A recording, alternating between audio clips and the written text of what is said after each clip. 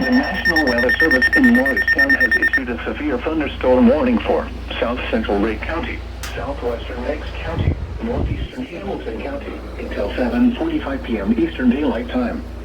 At 6:53 p.m. Eastern Daylight Time, a severe thunderstorm was located 8 miles northeast of Soddy Daisy, or 10 miles southwest of Dayton, moving east at 15 miles per hour.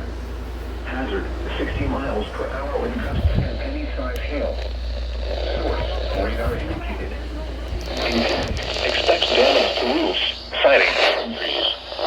Locations impacted include Chattanooga, Newton, Soddy Daisy, Walden, Lakeside, Grayville, Flat Top Mountain, North Chickamauga Creek Gorge, Big Spring, and Sale Creek.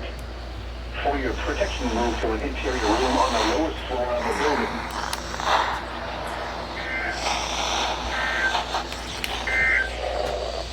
This is NOAA Weather Radio Station.